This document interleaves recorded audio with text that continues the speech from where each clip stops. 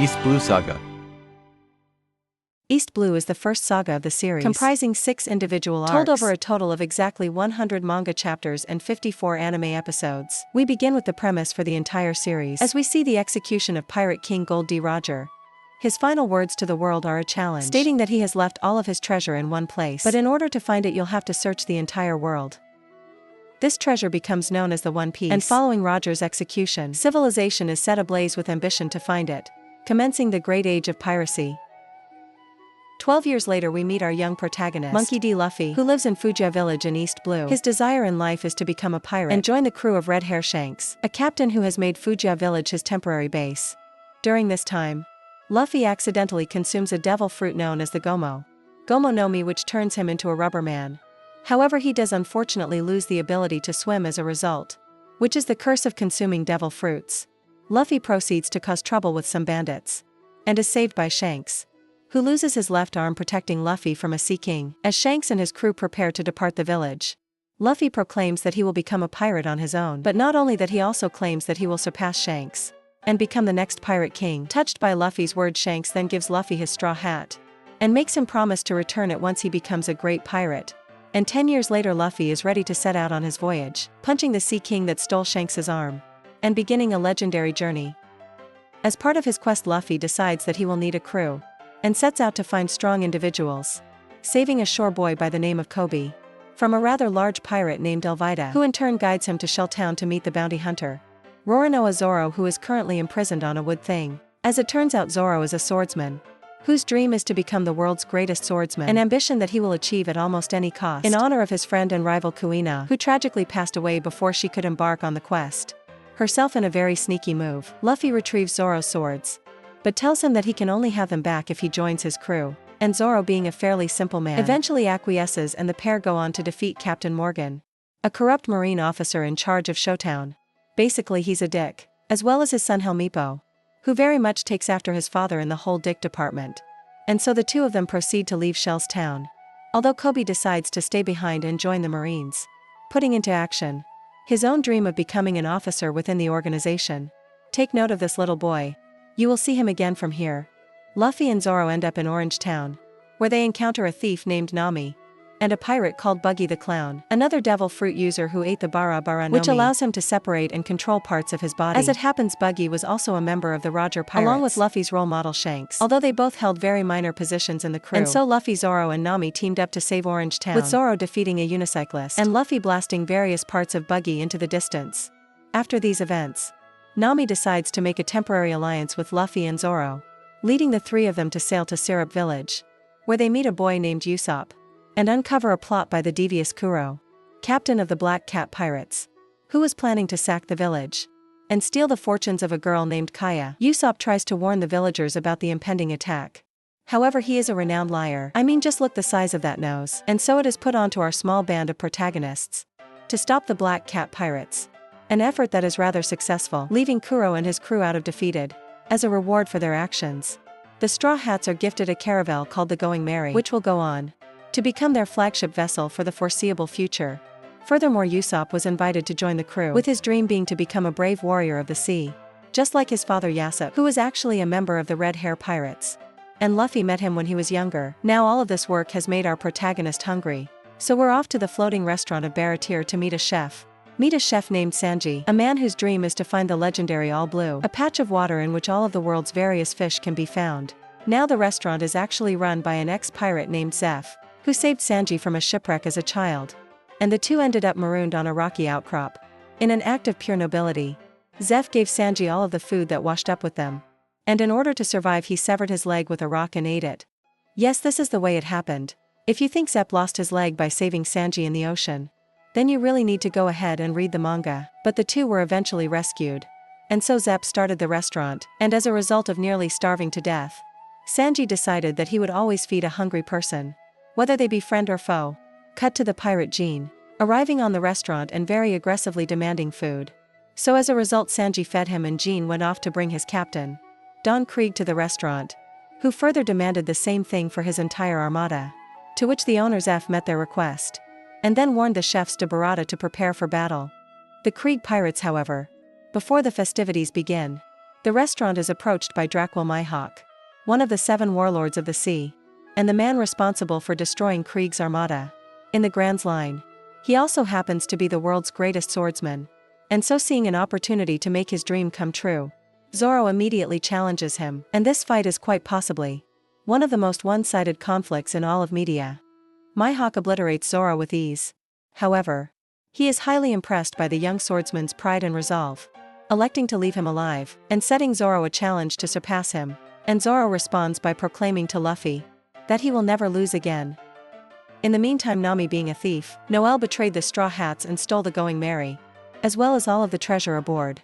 This prompted Usopp and Zoro to pursue her, whilst Luffy stayed on Baratai to help defend the restaurant against Krieg, and one relatively hard-fought battle later, Luffy emerged victorious. Not only that, but he also acquired a new crew member in Sanji, who after much prompting agreed to become Luffy's chef, and so the Straw Hats would all converge again on Kokoshiba Village, Nami's hometown, a territory currently under the rule of a fisherman named Arlong, who was responsible for killing Nami's adoptive mother Belmare, and forced Nami herself into a life of piracy. She begged to release Kobayashi Village for the sum of 100 million berries, an amount that Nami was astonishingly close to attaining.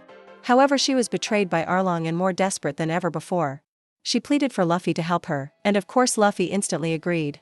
And along with Zoro, Sanji and Usopp, he went to Arlong Park to put an end to the fisherman's tyranny.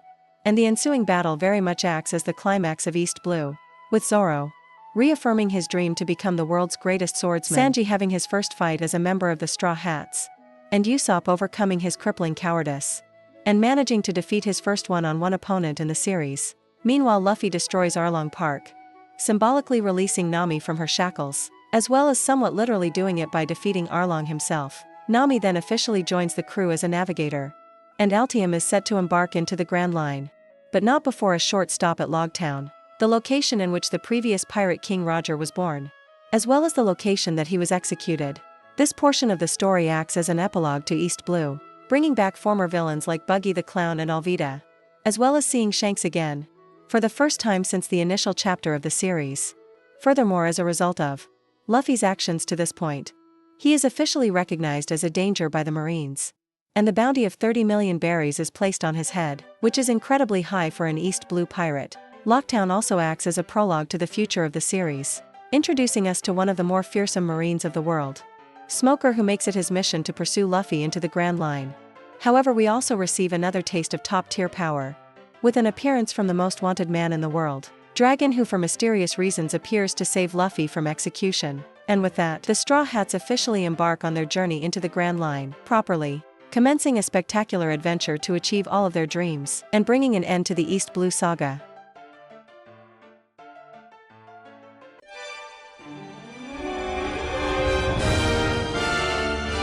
The ALABASTA Saga. The ALABASTA Saga is the second in the series, consisting of 5 individual arcs, told over a mighty 117 chapters and a giddy 69 anime episodes. And we begin with the Straw Hats embarking on their adventure into the Grand Line. However, to enter this stretch of water, one must travel over the exceptionally dangerous Reverse Mountain. Although through a good old bout of teamwork, they manage to cross the mountain, enter the Grand Line, and the very first thing they see is a giant whale. The whale's name is the Boon, and Luffy ends up curing him of his depression somewhat, as well as graffitis a poorly drawn straw hat upon him. The crew also discover an old doctor named Crocus, who informs them of exactly how to travel the Grand Line, as well as states that the final island is Raftel, an island in which only the crew of the former pirate king has ever reached, and it is assumed that this is where the One Piece is hidden.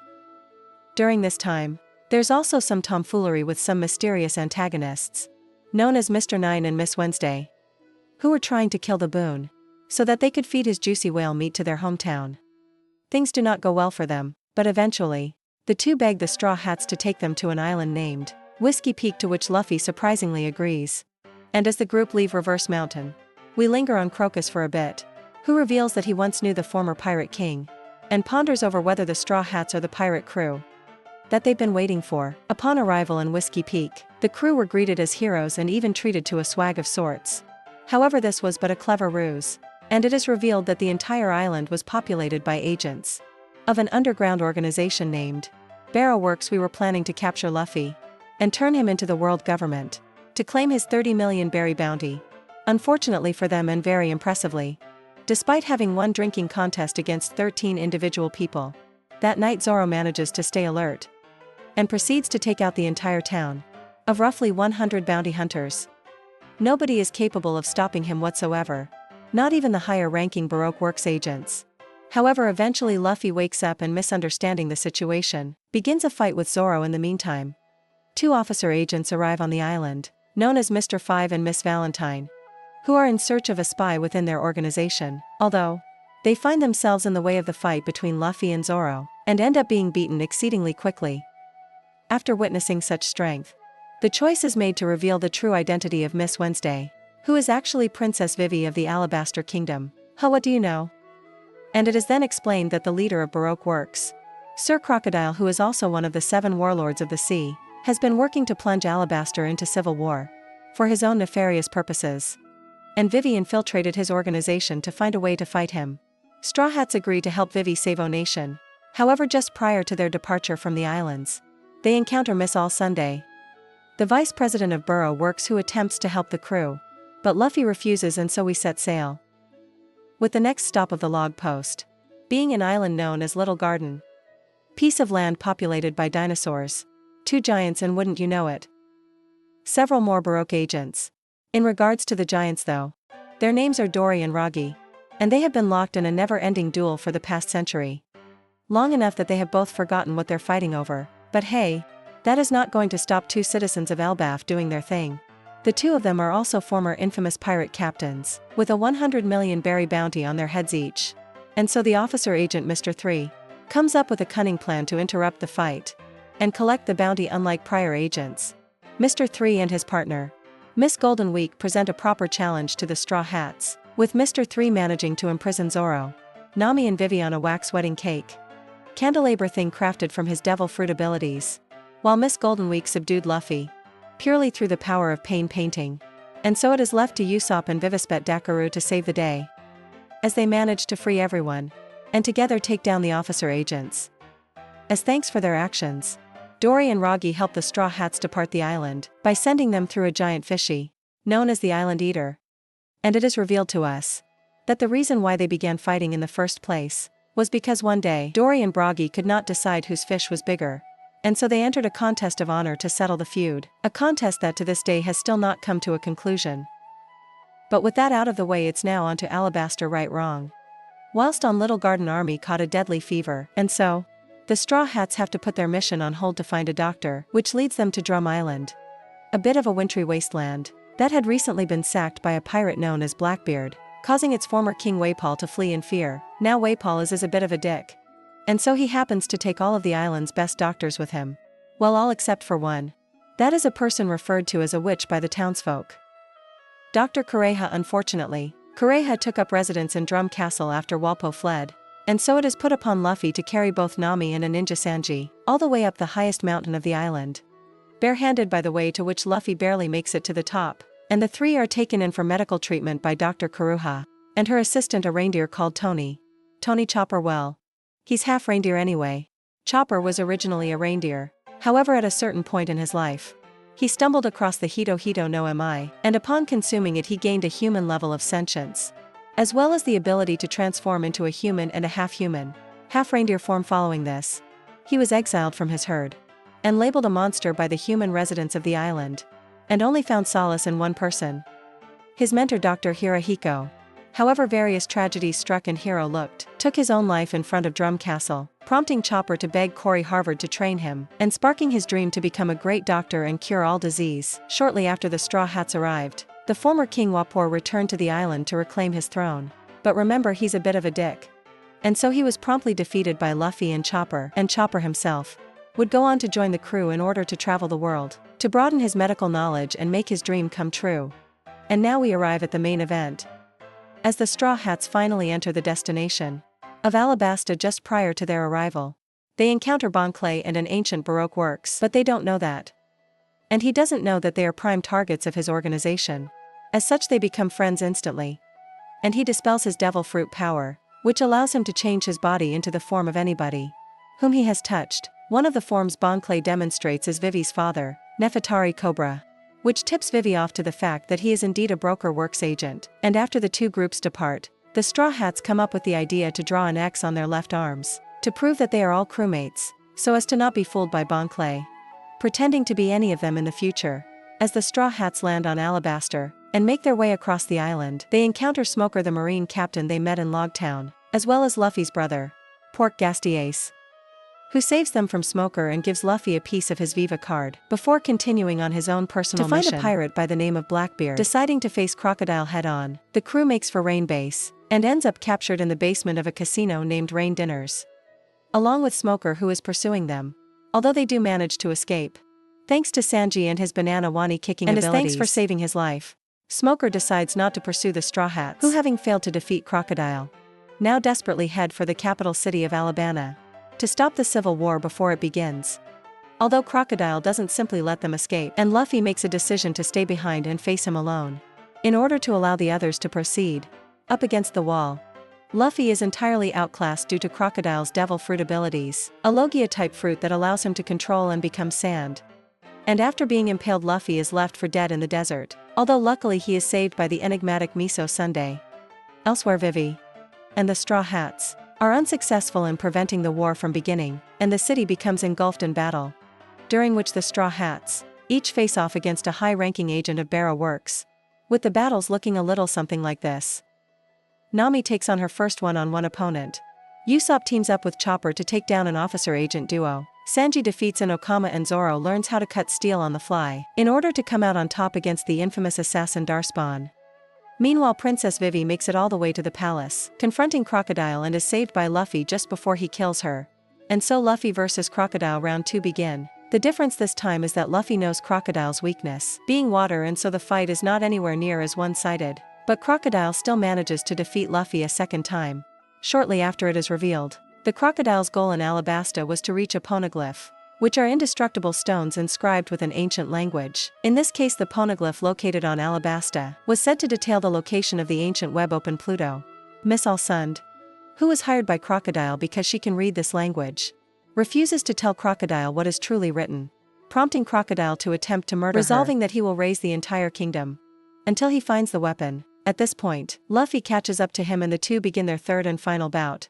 By using his own blood as a water source, Luffy is able to strike Crocodile in a desperate battle, and gains the upper hand despite being poisoned by the Warlord's hook. And finally, in a moment of stunning resolve, Luffy exclaims that he will become the Pirate King, and surpass Crocodile, kicking him into the air and punching him through solid bedrock with a barrage of strikes, leaving Crocodile defeated and the kingdom of Alabasta saved. After exposing Crocodile, the civil war ends immediately, and Crocodile himself is arrested by Tashigi, a subordinate of Captain Smoker. As a result of their actions, Zoro is deemed a threat by the world government, and is assigned a bounty of 60 million berries, while Luffy, having defeated one of the 7 warlords, has his bounty increased to a mighty 100 million berries. As the Straw Hats prepare to leave the island, they invite Vivi and Koro to become permanent members of the crew. However, Vivi makes the tough decision to sacrifice her dreams of adventure in favor of doing something that she is even more passionate about, which is leading her kingdom. And during their goodbyes, Vivi asked them one simple question, being that if they ever meet again, would they still consider her their shipmate? To which the Straw Hats simply raised their left arms in solidarity, confirming that Vivi and crew will forever be members of the Straw Hat Pirates, and proceed to set sail on their next grand adventure.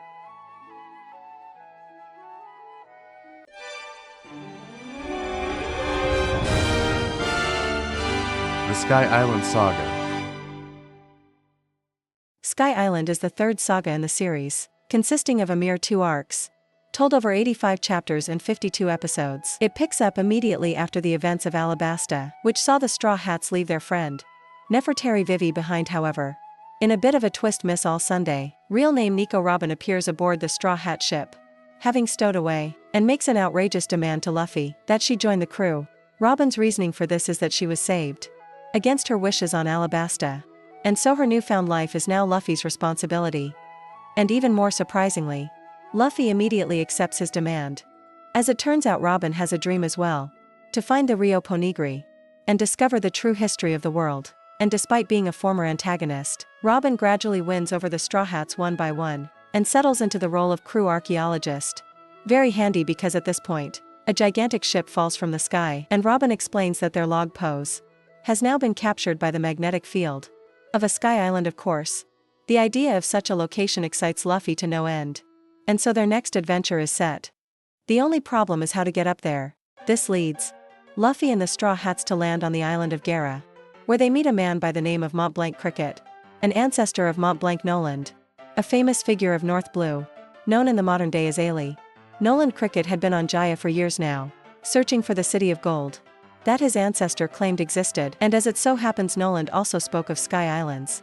So Cricket informed them of the only way he knew how to reach one, which is by riding the extraordinarily dangerous burst of water known as the Knockup Stream. Meanwhile on Great Ajar, we have a couple of other factions at play. The first of which is the Bellamy Pirates, led by Bellamy the Hyena, a man with a bounty of 55 million berries. However, after beating up Cricket and stealing his gold, Luffy confronts him directly and defeats Asinkahyena with but a single punch. At the same time, a mysterious man who enjoys cherry pies makes his presence known on Jaya, and after learning of Luffy's bounty, decides to pursue the Straw Hats. Luckily, the Straw Hats manage to escape this man and his crew by riding the Knockup Stream and embarking on their adventure into the sky. It is then revealed that their pursuers were the Blackbeard Pirates, who, quite notably, were the crew who sacked Chopper's home, Drum Island, as well as being the group sought after by Luffy's brother Ace. And should the Straw Hats have been caught by them, it would have almost certainly ended in their complete defeat, if not demise elsewhere in the world. Luffy's defeat of Sir Crocodile on Alabasta has caused some incredibly big waves, as a meeting is convened at the Holy Land of Marigold in order to decide who will replace Crocodile as one of the 7 warlords of the sea. This meeting was called by the Gorosei, also known as the 5 Elder Stars, who are the ruling faction of the world government. However, heading up this meeting is the Fleet Admiral of the Marines, Sangoku, and 3 other warlords of the sea are present, including the world's greatest swordsman, Drake Mihawk, as well as 2 new figures in Bartholomew Kuma and Don Quixote do Flamingo, both of whom are presented as wildly powerful figures, with bounties of 296 million and 340 million respectively. A meeting is intruded upon, however, by an enigmatic figure who is identified as Lafayette, a banished sheriff from West Blue, known for his brutality, who has come to suggest a candidate for the warlord position. Elsewhere in the Grand Line, we are also introduced to the strongest man in the world. Edward Newgate captains the Whitebeard Pirates and refuses a letter from a member of the Red Hair Pirates, claiming that if Shanks wants to talk to him, then he needs to do so in person. And as such, Shanks makes the decision to set sail and meet Whitebeard, but that is a story for naught. Now catching up with the Straw Hats, and they have safely made it up to the White Sea, and after a brief encounter with a Sky Knight named Gonfall, they find their way to Angel Island, meeting the lovely father-daughter duo of Pegaya and Konos, who demonstrate and explain some sky technology to them, using one of their funky devices known as a waver. Nami sets out alone to explore the Sky Realm, finding the island of Upayard and witnessing the power of the chief antagonist of the Saga god. And Elanel is a citizen of another sky island who had eaten a devil fruit known as the Goro no Mi, a Logia-type fruit that allows him to conjure, manipulate, and become electricity. Furthermore, he also possesses an ability known as Mantra, which allows him to sense the presence of other beings, giving him overwhelming power and omniscience, which for all intents and purposes does allow him to label himself as a god. Straw Hats are eventually split up, with Luffy, Sanji, and Usopp facing off against and defeating one of Enel's priests, Satori Hua. He really likes balls. Meanwhile, the other Straw Hats come to the startling conclusion that Upper Yard was actually a part of Gaia Island, which it was shot up into the air via the Knockup Stream, and maybe where Lion Noland's legendary City of Gold resides. And so after reuniting, the crew hatch a plan to find it, but end up embroiled in the death game concocted by Enel, along with the native people of Upper Yard, the Shandians, led by Wiper, who are fighting Enel's forces to reclaim their homeland. During this game, 2 more of Enel's priests have beaten, one by the hands of Tony Chopper, and the other by the swords of Zoro. Furthermore, the leader of Enel's militia is convincingly beaten by our newest Straw Hat, Nico Robin. As the game comes to its climax, only 6 individuals remain conscious: the former god of Skypiea Gonful, the leader of the Shandian tribe, Wiper, Roronoa, Zoro, Nico Robin, Nami, and Enel himself. And it should also be stated that Luffy was still up and running. However, he wasn't included in this number, as he was stuck inside a giant snake at the time.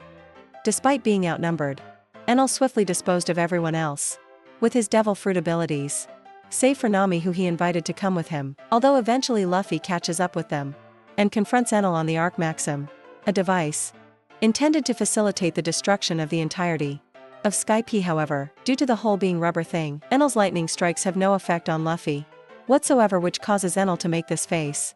Despite that, Enel manages to trap Luffy's arm in a bowl of gold and send him flying off the arc. However, this is far from the end, and Luffy struggles to make his way back to Enel, climbing up Giant Jack with a golden hand and everything right before the final showdown. It is time for a flashback, focusing on a figure that we've heard a lot about at this point, Mont Blanc Norland. 400 years ago, Noland was an explorer who made frequent trips into the Grand Line, and one day he and his crew were caught in a storm, but they were saved by the sound of a bell following, which led them to the island of Jaya. Here Noland met and eventually befriended the Shandian tribe, becoming particularly close with warrior Calgara, who showed Noland the City of Gold.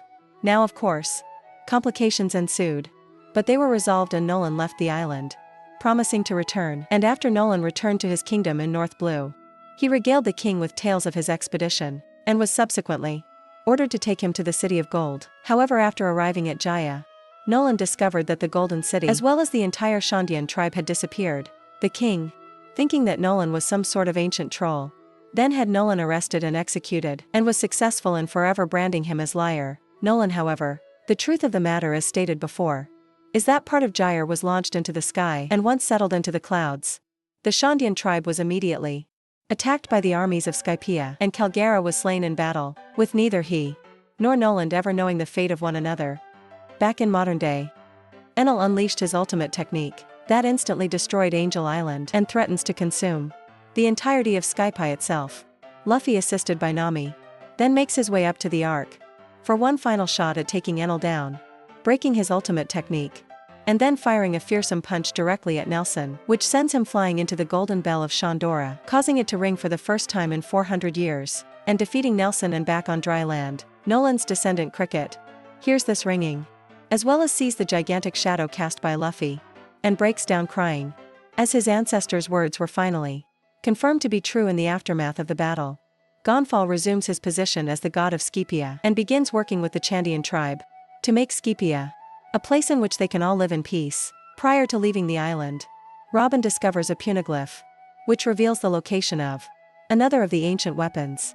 This time being Poseidon. However, much to her surprise, another message is inscribed in the ancient language, from none other than the former pirate king, Gold D. Roger. And after reading this, Robin comes to the conclusion that the true history of the world will be found on Raftel, the location in which Luffy must reach to become the next pirate king. The crew then depart Skypiea with a whole ton of gold acquired and take an octopus balloon back down to the Blue Sea in order to embark on their next adventure.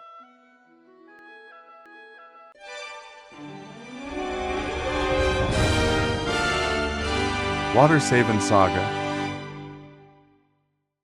Water 7 is the fourth saga of the series, consisting of 4 arcs, which are told over a whopping 139 chapters and 110 anime episodes, so it's a sizable piece of story. And we commence with following the Straw Hats landing back onto the Blue Sea, as they quickly find themselves on the island of Long Land. Here they meet a bunch of bizarre creatures, including Tunjit, as well as a pirate named Foxy, who challenges the Straw Hats to a Davy back fight, which is essentially a pirate contest that allows the winners of certain events to poach crew members, or even take the opposing crew's flag.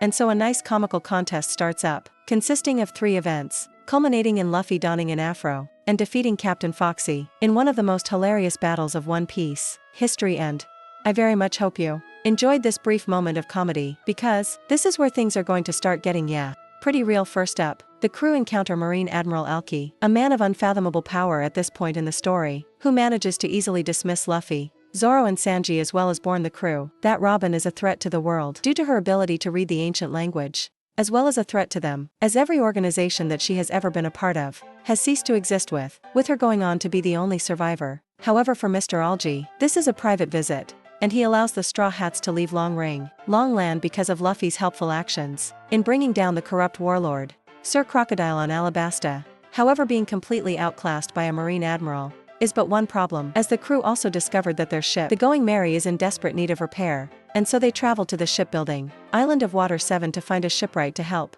Having landed in Anime Venice, the crew splits up into 4 different groups, with Zoro staying with the ship, whilst Luffy, Nami, and Usopp took the gold attained from Sky P in order to exchange it for 300 million berries. Meanwhile, Sanji goes off and does his own thing, as does Chopper and Robin.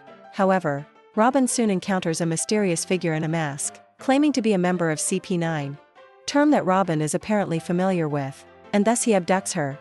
Luffy and Amy find their way to dock, one of the Galalat Company, to contract a ship ride, to take a look at the Going Merry. However, after an inspection, it is deemed that the ship is unfixable due to having a broken keel. In the meantime, USOP is attacked by thugs belonging to a group known as the Frankie family, who stole most of the money the Straw Hats traded for their gold. After discovering a beaten Usopp, Luffy, Zoro, Sanji and Chopper, in an act of glorious revenge, rain all held down upon the Frankie family base, completely destroying it, as well as defeating the entire family, save for their leader Frankie, who had already taken the money and gone elsewhere. At this point, Luffy makes the tough decision to part with the Going Merry and to buy a new ship. The cause of action that does not sit right with Usopp, who claims that Merry is as much their crewmate as anyone else and starts an altercation with Luffy, that culminates in Usopp leaving the crew and challenging Luffy to fight for the rights for the Going Merry. During this fight, Usopp displays a stunning evolution, able to hold his own against Luffy, using the various technologies and tricks that he has acquired throughout his journey. However, ultimately, Luffy still wins the battle, but tearfully leaves the Going Merry to Usopp, as Luffy and the rest of the crew move onward. The next morning, the crew receives news that Iceberg, the mayor of Water 7, was shot by Robin. And just to make things even worse, it is announced that Aqua Laguna, a tidal wave that engulfs the lower part of Water 7, will be hitting the city that very night. As Luffy and the Straw Hats work to figure out what is happening with Robin, it becomes apparent that several members of Galala are, in fact, agents of CP9 World Government Organization that specializes in espionage and assassination. Their mission on Water 7 was to acquire the blueprints for the ancient weapon platoon, which were thought to be held by Iceberg, as well as capture Nika Robin and present her for execution on the judicial island of Eni Sally. The group succeeded in the latter, blackmailing Robin by threatening to kill the other Straw Hat pirates and securing her cooperation in their plans. However, they failed to acquire the blueprints to Pluto, which were actually being held by Frankie, and as it happens, both Frankie and Iceberg were apprentices of a fishman, shipwright named Tom, who is best known for having built the Aura Jackson, a ship used by the former pirate king Gold D. Roger. Knowing this, CP9 also moves to capture Frankie and take him, along with Robin, aboard the sea train bound for Eni Slobby. Shortly before the train departed, both Sanji and Usopp independently boarded it, managing to free Frankie and attempt to rescue Robin. However, Usopp, having left the crew, took it upon himself to craft an alternate identity, becoming the superhero Saga King because he was too ashamed to face the crew. Ultimately, their efforts would be unsuccessful though, as Frankie was recaptured, while Sanji and Sogeking were forced to regroup on another train with the rest of the crew. This train consisted of the remaining Straw Hats, the Frankie family and Galala, who had formed an alliance to pursue Robin, Frankie, and deliver vengeance upon the agents who infiltrated Galala, and thus, the small army went on to invade the island of Eni Slobby. Luffy, being impatient and such, went marching on ahead, and found his way to the Tower of Justice rather quickly, where he was pit against Bluno, and in order to swiftly defeat him, Luffy revealed Gear Second, the technique that he had developed after encountering Aokiji, to ensure that he would be able to protect his crewmates. After taking down the cow look-alike, Luffy yelled for Robin at the top of his lungs, prompting the rest of CP9 to step out, and they would eventually be greeted with the 6 members of the Straw Hats, who had come to declare war on the world government. But more importantly, we claim Robin. After breaking into the Tower of Justice, the Straw Hats each faced off against various members of CP9, with many of them displaying power UPS of sorts, such as Nami's new and improved climb attack techniques, Sanji's Diable Jumbo, and Zoro's Ashura. During these fights, the idiotic leader of CP9, Spandam, also accidentally summoned a tiny buster call on the island, which is a fleet of 10 marine battleships, filmed by 5 vice admirals, who are charged with destroying an entire island, with no questions asked. This was also an event that Robin had witnessed once before as she grew up on the island of O'Hara, which was populated by scholars seeking the true history of the world. Upon discovering this, the world government had the island eradicated, using a blast of coal. However, Robin survived, due to the sympathetic actions of Vice Admiral Kazan, who would go on to become Admiral Akechi. However, due to Robin's knowledge, a bounty of 79 million berries was placed on her head at the age of 8 years old, and so she began a life constantly on the run, being betrayed by everyone she came into contact with, until she met Crocodile and joined Barrow Works. You know what, even then, she was eventually betrayed by him. So yeah, which was why it was all the more impactful when Robin found the Straw Hats and became part of their crew. because for the first time in her life, she had found a place where she belonged, with people that she felt she could trust. And so Robin eventually overcame her fear of the world government, as well as her resignation to death, and exclaimed to Luffy that she wanted to live, prompting the current events inside the Tower of Justice. With almost every member of CP9 defeated, Robin was then freed by Frankie, and the Straw Hats began to face the full force of the Buster Call, whilst Luffy was still locked in combat with the final CP9 member, Rob Lucci. After giving everything he had to give, Luffy eventually overcame Lucci. However, the Straw Hats were still faced with an impossible situation, surrounded entirely by marine forces. And at that very moment they all heard a voice prompting them to jump into the ocean, to which they did and landed on the Going Merry, which had come all the way to Enies Lobby in order to rescue them, after begging Iceberg to patch it up. Because by the way, in this world, some ships do have a sense of sentience, and the Going Merry happened to be one of them. After saving the crew, Mary began to completely break down, and it was decided that it was time to lay her to rest. The Straw Hat stayed with Mary as she burnt, and the ship gave a touching goodbye to the crew, grateful for the time she got to spend with them. And with that, an invaluable member of the Straw Hat Pirates was lost, but her legacy would live on within a new ship built by Frankie, known as the Thousand Sunny. As it turns out, Frankie's dream was to build a ship capable of sailing the entire world, and he had spent the money he stole from the Straw Hats onward from the treasure tree. Adam Frankie then gifted the ship to the Straw Hats, and was even recruited to become their official shipwright, a position that the Frankie family begged them to give him, because as a result of his actions on Enies Lobby, Frankie had been assigned a bounty of 44 million berries. In fact, as it would turn out, all of the Straw Hats were given bounties, with Luffy's in particular being raised to a staggering 300 million berries. Prior to leaving War to Seven, Luffy also received a visit from his grandfather, Monkey D. Garp, who was a vice admiral of the Marines. Garp then informed Luffy that the latter half of the Grand Line was known as the New World, and was ruled by the Yonko, or the Four Emperors, one of which was Luffy's idol, red-haired Shanks, the others being Whitebeard, the strongest man in the world, and two as of yet unmet characters, known only as Big Mom and Kaido. To top everything off, it was also revealed that Dragon was Luffy's father, Dragon being the man who saved Luffy in Locktown, and who is known as the leader of the Revolutionary Army, and the most wanted man in the world. Luffy also had a brief reunion with Kobe, who was serving under Garp, and who had undergone quite a growth spurt, and now held the dream of becoming a Marine Admiral. As the Straw Hats were about to leave Water 7, with Robin safely returned, and a new recruit in Frankie, all that was left was to reacquire Usopp, who would go on to apologize for his actions, and be warmly welcomed back into the crew, as they embarked on their next adventure. But just before we leave this saga, two more events of staggering importance to the greater world would occur, the first of which being a meeting between Shanks and Whitebeard, two of the aforementioned Four Emperors of the Sea. Shanks had come to visit Whitebeard in order to warn him to call back Ace, who was in pursuit of Blackbeard, telling him that it was Blackbeard who dealt Shanks the scar on his face. However, Whitebeard refused to do so, and the two had somewhat of a heated disagreement, which ended in them both drawing their weapons and committing a single strike, so powerful that it split the very sky above them clean open.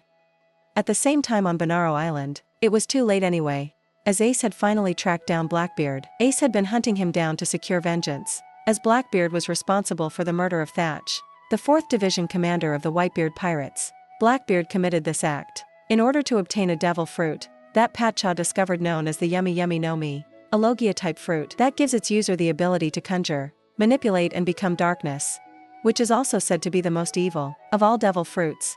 Blackbeard goes on to demonstrate this power firsthand by engaging in combat with Fire Fist Ace, and while the results of this battle were unknown at the time, it would go on to be the catalyst for an entire saga to come.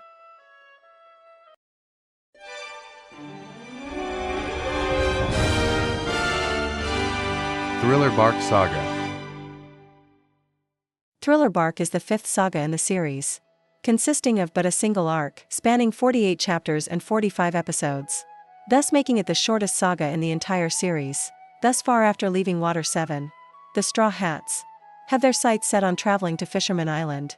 However, in order to get there, they are forced to enter a stretch of sea known as the Florian Triangle, which is categorized by being covered in fog so incredibly thick that sunlight simply cannot penetrate it.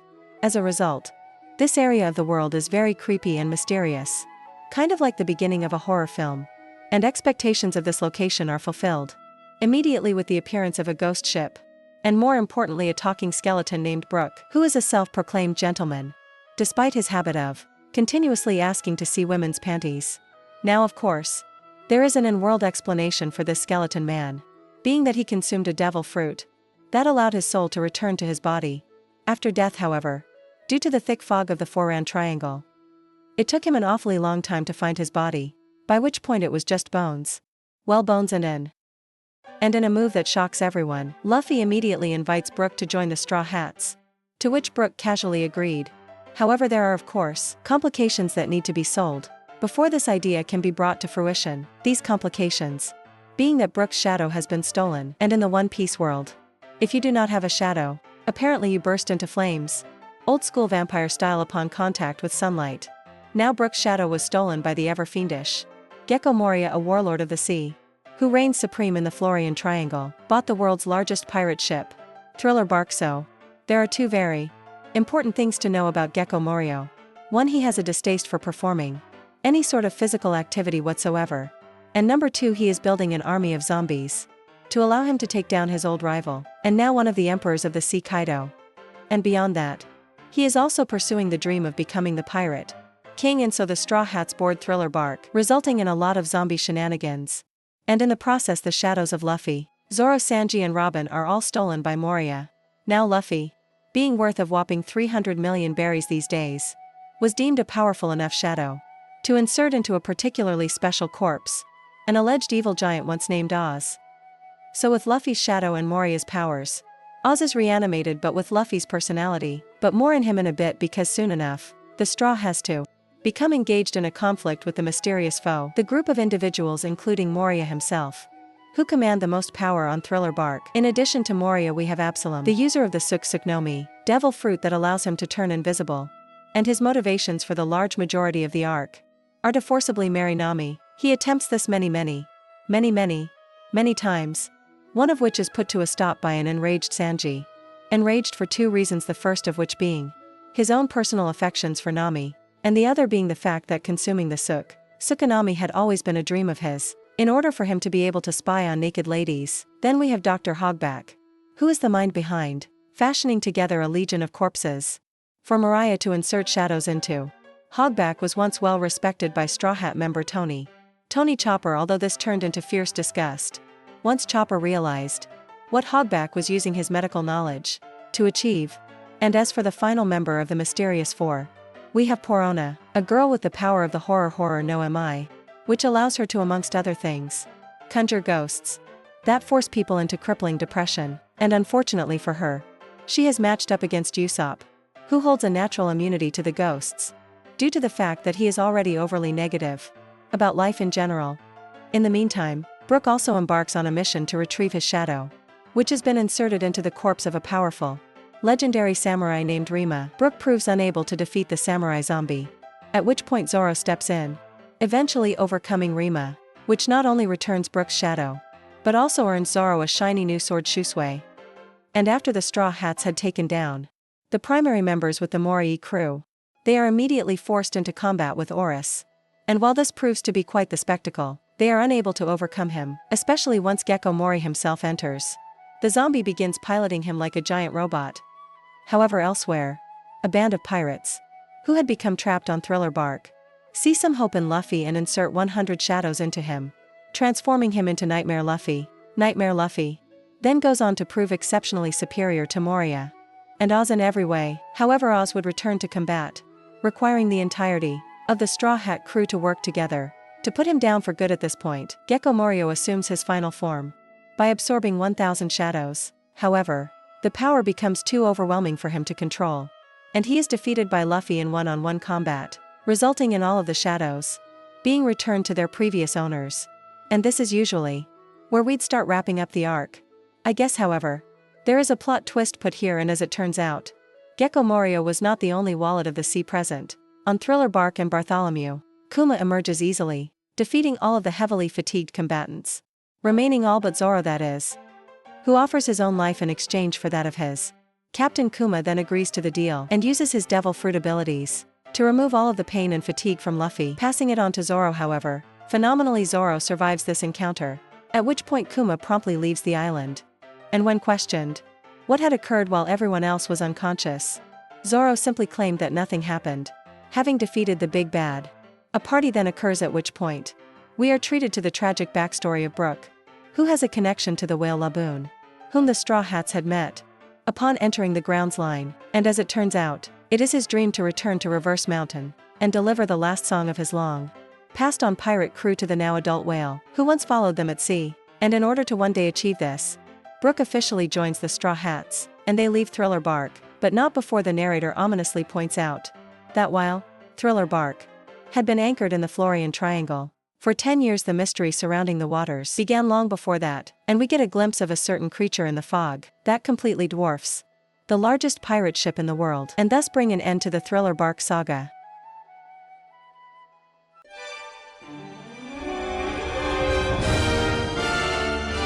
Summit War Saga Part 1. The Summit War Saga is the sixth in the series, consisting of 108 chapters and 122 anime episodes, both of which sound pretty reasonable for a saga. But we actually have an astonishing amount of ground to cover within these boundaries, so much so that I have actually made the decision to split this saga up into 2 videos, because even though this is meant to be a heavily abridged series, condensing it all into one video just doesn't do it any form of coherent justice. But with that in mind, let's begin this climactic journey. Following their departure of Thrillaback, the Straw Hats arrive on the final island of the first half of the Grand Line, the Sabaki Archipelago, in search of a coding mechanic to treat their ship, so that they may visit the underwater realm of Fishman Island. In this effort, they stumble upon the legendary figure Silvers Rayleigh, the first mate of the former Pirate King, who takes an immediate liking to Luffy and agrees to coat the Thousand Sunny. Here, the Straw Hats also make friends with a former enemy and a current mermaid. However, after the mermaid is captured and sold at a slave auction, Luffy reacts rather explosively and ends up punching a world noble. In his excuse for a face, this action results in the immediate summoning of a marine admiral to the island, in this case Kizaru, an absurdly powerful man who wields a Logia devil fruit that allows him to conjure, manipulate, and become light. However, Luffy and the Straw Hats are not the only infamous group on the island at the moment, as rather fatally, there are at least 9 other pirates present who hold bounties of over 100 million berries. These figures are going to become exceptionally important as we go forward. So to briefly go through them, we have the Roar of the Seas Scratchman, Abu the Magician Basil Hawkins, Capone Gangbedge Red Flag, Diaz Drake Big Eater Jewelry, Bonnie Mad Monkerus, the Surgeon of Death Trafalgar Law Massacre, Soldier Killer, and Eustace Captain Kidd. And along with Luffy and Zoro, this group of 11 individuals are collectively dubbed as the Supernovas. But due to Luffy's actions, all hell breaks loose for each and every single one of them, forcing some to flee the island immediately, fight a legion of marines, or even face off against Admiral Zaru directly, which did not go very well for those who went with option number 3-3, including the Straw Hats actually, who end up in a desperate situation, facing off against Kizaru, as well as another dude who comes out of nowhere. And even Wallet of the Sea, Bartholomew Kuma, shows up for the action. In this no-win situation, the Straw Hats are briefly rescued by Silver Rayleigh.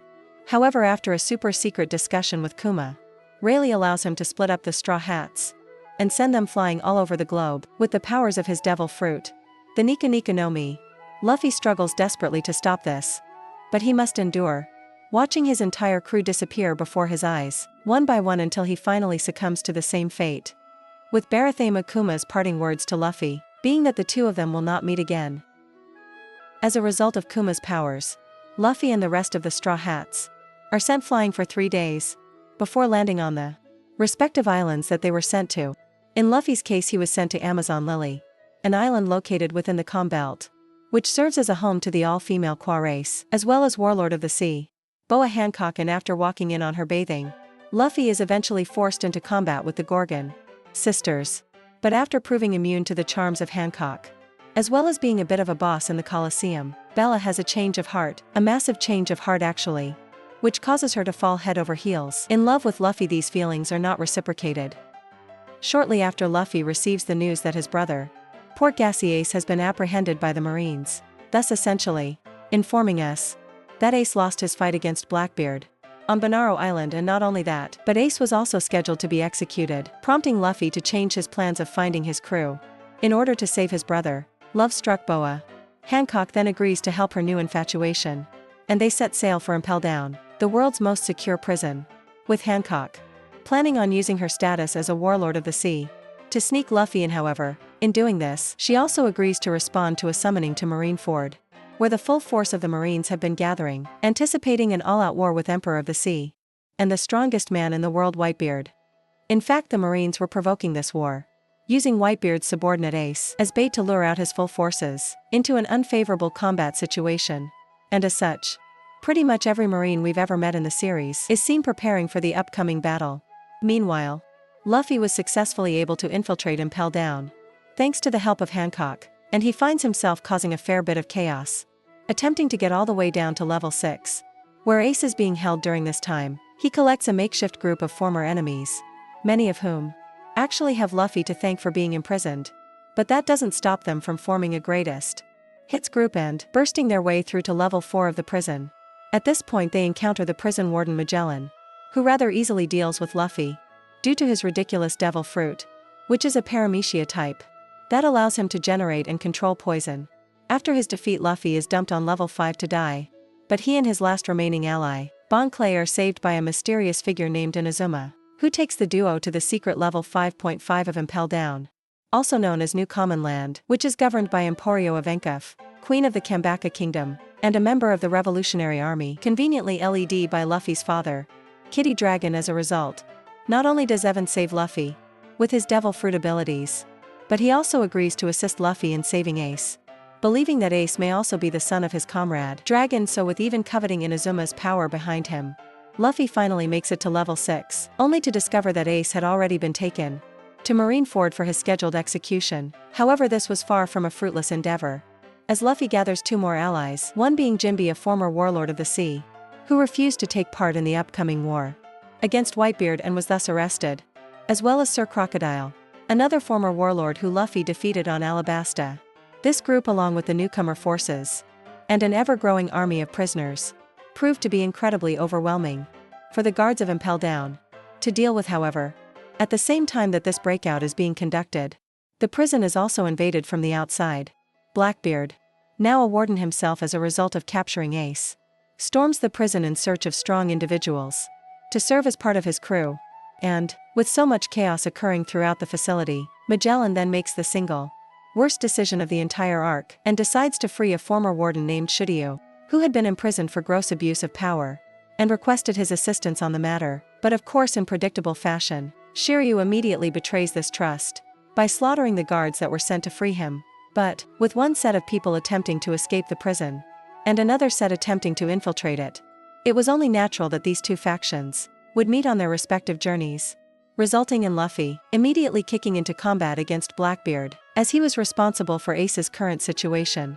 But Luffy would be stopped by Jinbe, wisely advising him that this is not the time or the place, and the 2 groups peacefully parted ways, with Blackbeard's final words of warning being that, in a few hours, they'll put on a show that'll shake the world. This peaceful party of ways would not continue though, as Blackbeard and his crew soon ran into Magellan, who swiftly dealt with the entire crew with his poison, and left them to die. However, in a stunning display of fate, the crew would be saved by Shudu, who provided them with an antidote to Magellan's poison, and so they continued on their journey to level 6.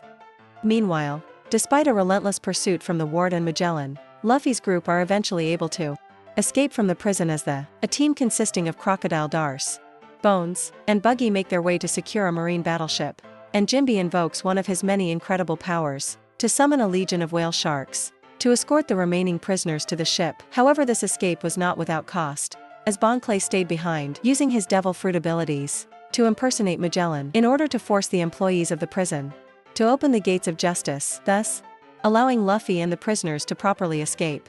Rather awkward later though, the real Magellan then storms in, wondering exactly what's going on, and finds Bon Clay. He then asks him if he has any last words, to which Bon Clay smugly gives a 1-word answer, being satisfaction. And so, Luffy and his group gratefully accept Bon Clay's selfless assistance and set sail towards their new destination of Marineford. Meanwhile, at the headquarters, only 3 hours remain until the public execution of Ace, as he is being forced to walk up a lengthy set of stairs to his very own execution platform, in the process remembering a promise he once made to Luffy to live a life without regret and with more freedom than anybody else, thus bringing an end to the first half of the Paramount War saga.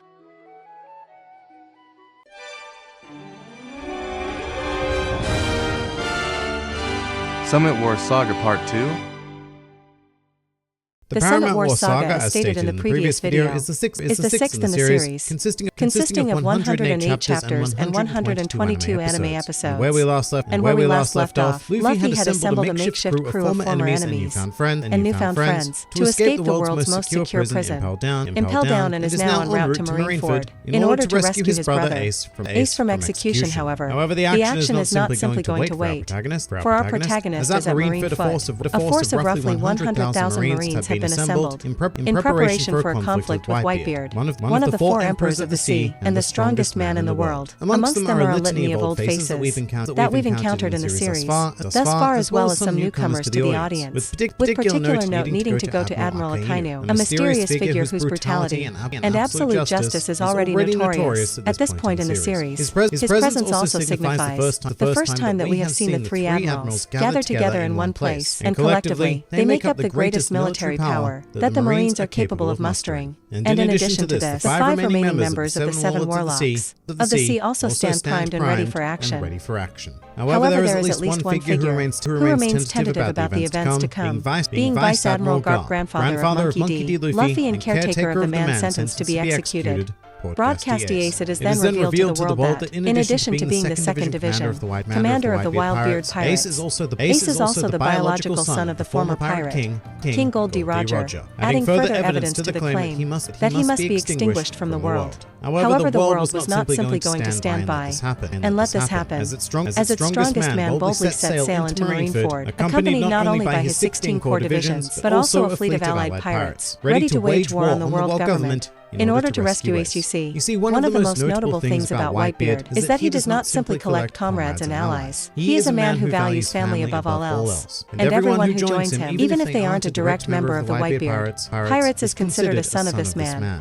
And so they were more than ready to fight for the life of their brother. As such, the Paramount War would commence with an opening attack from Whitebeard. He used his devil fruit powers to craft a tidal wave that threatened to engulf Marineford, a move which was countered by the ice powers of Marine Admiral Akagai, and after that all hell broke loose. To briefly examine Whitebeard's forces, the two people of particular note were the 1st Division commander, Marco the Phoenix, who possessed a mythical Zoan type that allowed him to transform into a phoenix. 3rd Division commander Diamond Jozo, who wielded a Paramecia-type fruit, allowing him to transform his body into diamond. And in true top-tier form, these two would go on to have immediate skirmishes with Marine Admiral Kizaru and Drake Y. Mihawk, respectively, instantly proving that this was no simple conflict, and that the world would be irrevocably changed, no matter which side won this battle.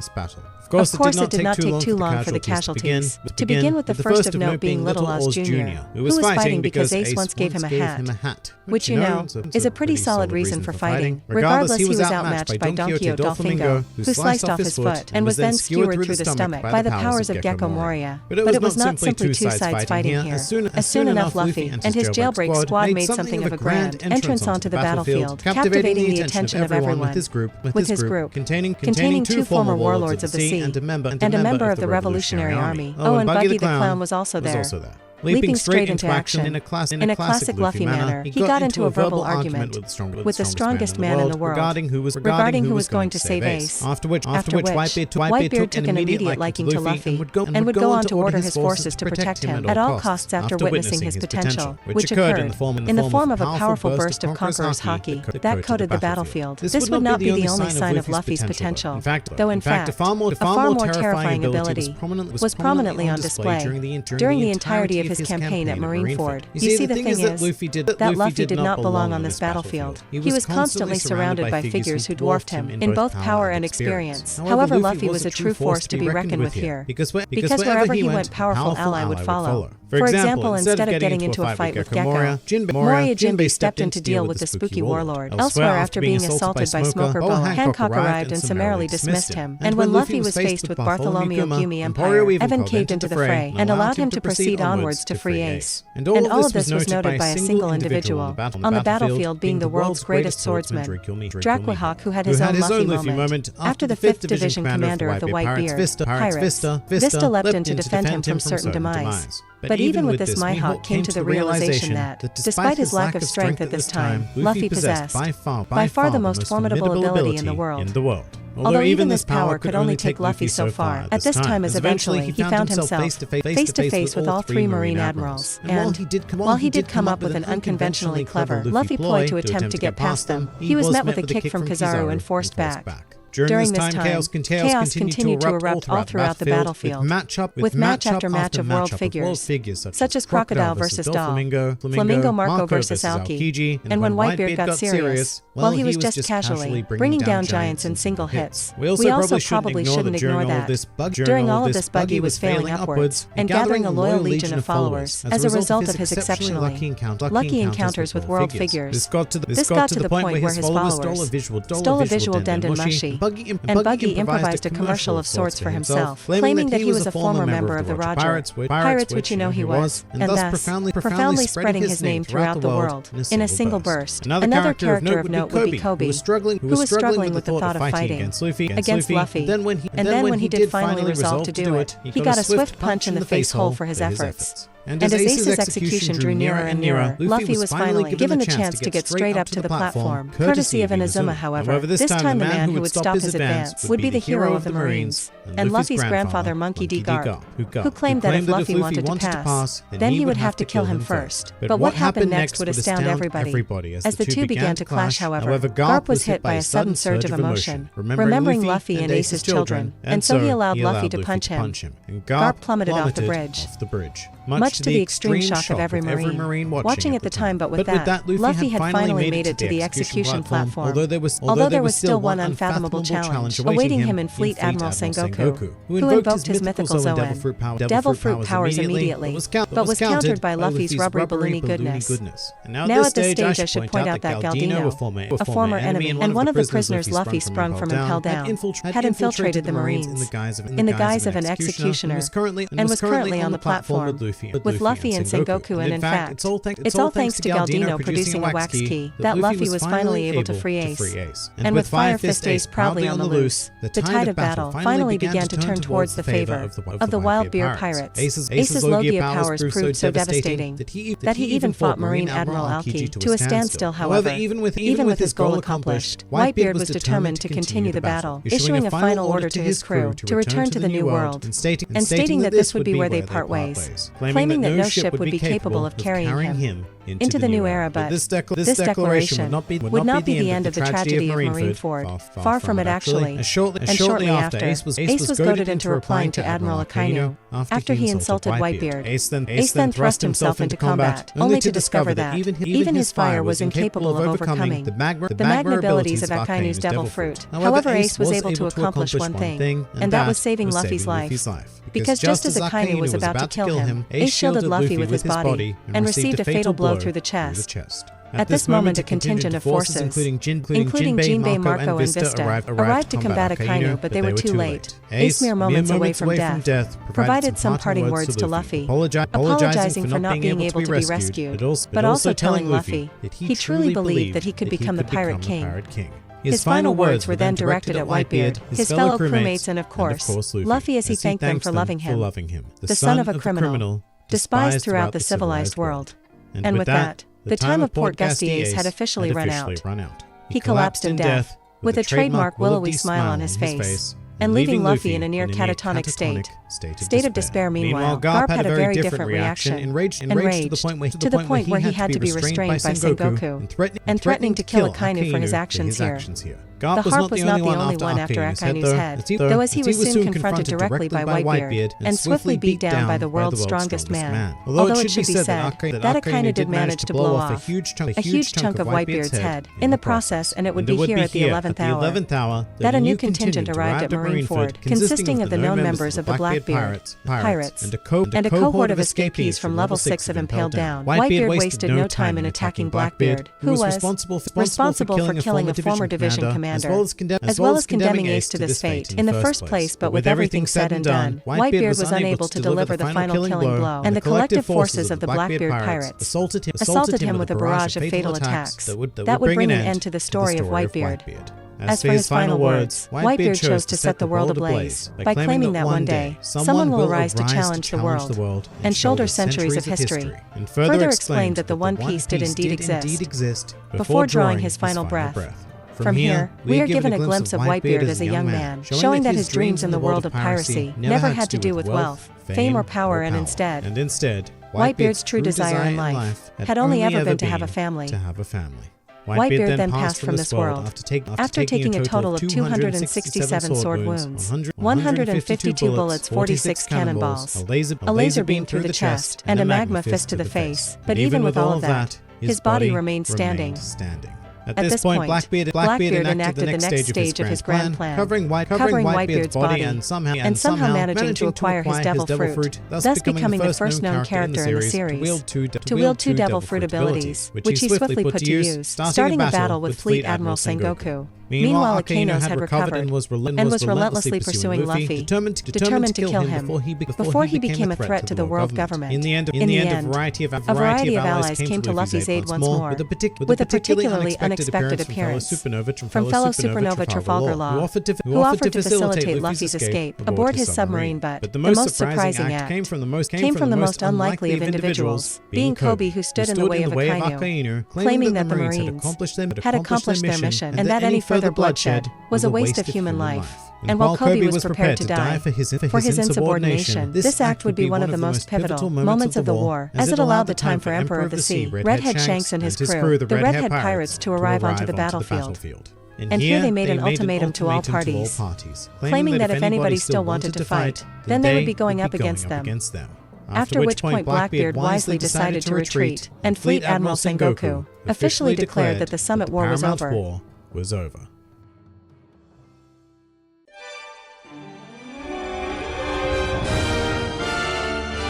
Summit War Saga Part 3.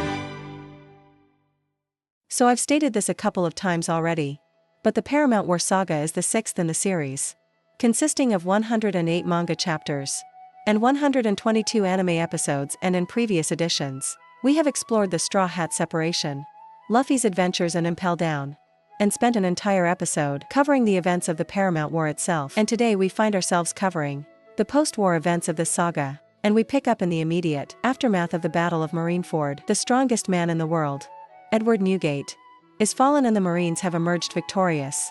And this is an event that would reshape the world, as we know it, with pirates everywhere immediately springing into action to claim Whitebeard's former territories in an effort to fill the power vacuum left by the death of one of the four emperors of the sea. One such example of this would be Brownbeard, who attacked the town of Foodvalton and claimed that he now ruled the island.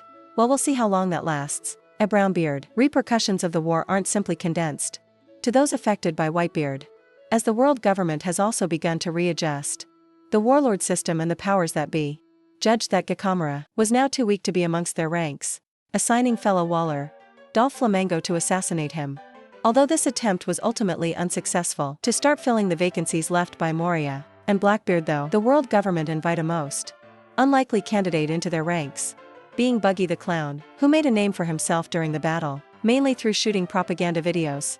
But nonetheless, Buggy had developed an impressive following, and would come to accept this offer, and become a Wallet of the Sea. Meanwhile, in a somber state, Luffy was taken to Amazon Lily, and having regained consciousness, he is now lamenting Ace's death, which becomes our gateway into a most unanticipated Luffy flashback where we find ourselves on Dawn Island, 10 years prior to the modern day. This story tells of how Luffy's grandfather, Garp, took him to be raised by mountain bandits after being, in Garp's own words, influenced to become a pirate by Redhead Shanks.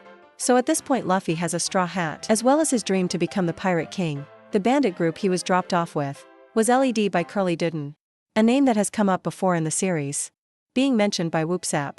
Remember Whoopslap, but also present within the bandits' territory is a young Portgas the Ace, whom Garp had also taken in, and then promptly dropped off with bandits, after a request from his rival, Goldie Roger, the father of Mr. Ace. Now Luffy, being the charming boy he is, immediately attempted to make friends with Ace, despite the fact that Ace had spat on him and very, very clearly wanted nothing to do with him.